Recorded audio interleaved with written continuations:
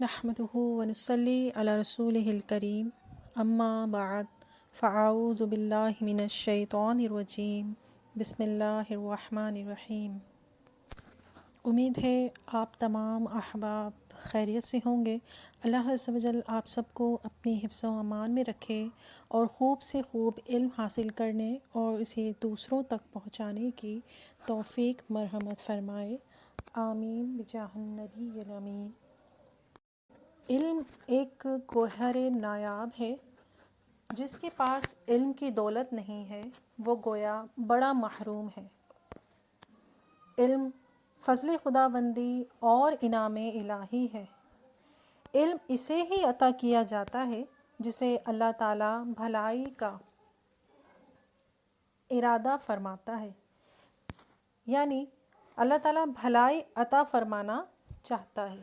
بے شک علم ایک ایسی اعلیٰ و عرفہ نعمت ہے کہ جس کے مقابلے میں دنیاوی دولت ہیج ہے، اور دولت علم کا حامل اللہ تعالیٰ کے فضل سے ایسے مراتب کو پا لیتا ہے کہ جس تک سوائے علم کے ذریعے اور کسی ذریعے سے پہنچا نہیں جا سکتا۔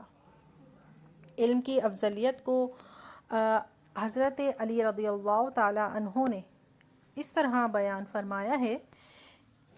آپ نے فرمایا کہ جس نے مجھ کو ایک حرف بھی سکھایا، اس نے مجھ کو اپنا غلام بنا لیا، اب چاہے مجھ کو بیچ دے یا چاہے مجھ کو آزاد کر دے۔ اسی طرح علم کی فضیلت پر ایک حدیث مبارکہ ہے کہ نبی پاک صلی اللہ تعالی علیہ وآلہ وسلم نے فرمایا کہ علم میری اور مجھ سے پہلے انبیاء کرام کی میراث ہے۔ جیسا کہ آپ سب جانتے ہیں کہ ہم جو علم حاصل کر رہے ہیں وہ عقائد متعلقہ ذات و صفات الہی ہے۔ عقیدہ نمبر 11 ہم پڑھ چکے ہیں، عقیدہ نمبر 12 ہے وہ ہر ممکن پر قادر ہے، کوئی ممکن اس کی قدرت سے باہر نہیں۔ جیسا کہ ہم کہتے ہیں نا کہ مایوس نہ ہو، اللہ عز و جل سب دیکھ رہا ہے اور اپنی رحمت سے سب پورا کر دے گا۔ یعنی اللہ عز و جل کے نزدیک ہر ممکن جو ہے وہ ہو سکتا ہے، ہر کام ممکن ہو سکتا ہے، کوئی بھی اس کی قدرت سے باہر نہیں ہے۔ جیسے کہ قرآن پاک میں پارہ نمبر 3 سورہ بقرہ کی آیت نمبر 255 میں اللہ عز و جل ارشاد فرماتا ہے، یا قرآن پاک میں ارشاد ہے، ہوا الحی القیوم، یعنی وہ ہی زندہ رہنے والا اور قائم رہنے والا ہے۔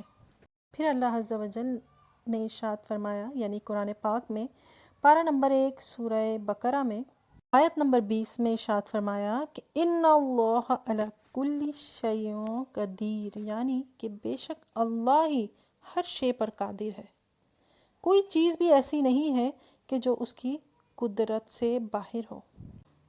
عقیدہ نمبر 13، جو چیز محال ہے اللہ عز و جل اس سے پاک ہے، کہ محال اسے کہتے ہیں کہ جو موجود نہ ہو سکے، اور جب مقدور ہوگا یعنی مقدر میں ہوگا تو موجود ہو سکے گا، اور پھر جو موجود ہو سکے گا تو وہ محال نہ رہا۔ جیسا کہ ہم نے پیچھے پڑھا کہ محال اسی کو کہتے ہیں کہ جو موجود یعنی وجود میں نہ آ سکے۔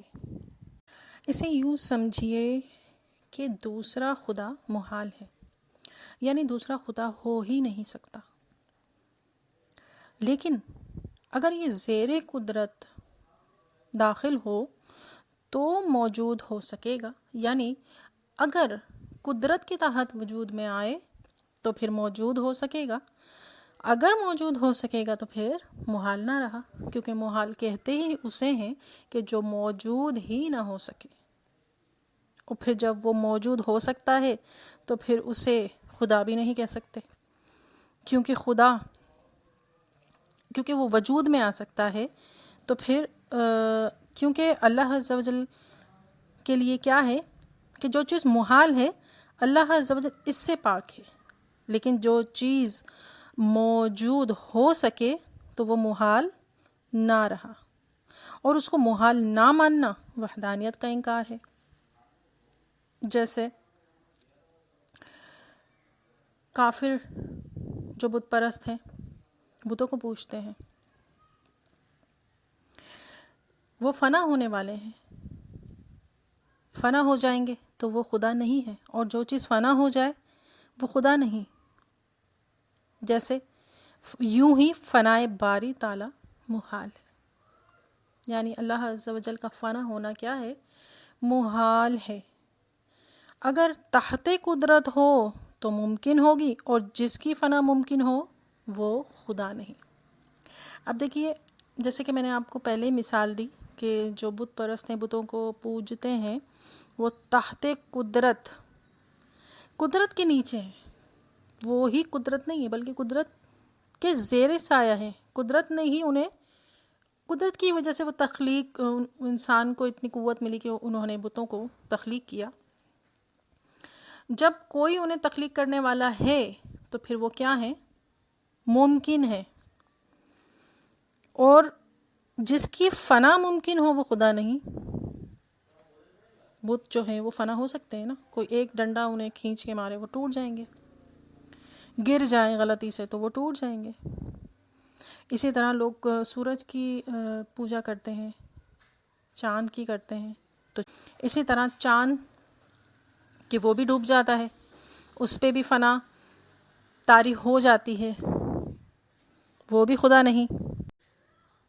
تو ثابت ہوا کہ محال پر قدرت ماننا اللہ عز و جل کی الوہیت سے ہی انکار کرنا ہے۔ محال پر قدرت ماننا یعنی کہ جو موجود ہو اس کو قدرت مان رہے ہیں ہم۔ لہٰذا ان تمام چیزوں، ان تمام باتوں کا خلاصہ کلام یہ ہے کہ جو چیز محال ہے یعنی ہو ہی نہیں سکتی، اللہ عز و جل اس سے پاک ہے۔ امید ہے کہ آج کا جو لیکچر ہے، جو باتیں ہیں وہ آپ کی سمجھ آئی ہوں گی، آپ کے لیے پر اثر رہی ہوں گی۔ اگر آپ کو میری کوئی بھی بات اچھی لگی ہو تو اسے دوسروں تک پہنچائیے، کہ علم کا پہنچانا سب سے اچھا اور بہترین صدقہ ہے، اور اگر آپ کی ایک بات پر کوئی بھی عمل کر لیتا ہے تو وہ صدقہ جاریہ ہوگا آپ کے لیے۔ دعاؤں میں یاد رکھیے گا۔ السلام علیکم ورحمۃ اللہ وبرکاتہ۔ اللہ حافظ۔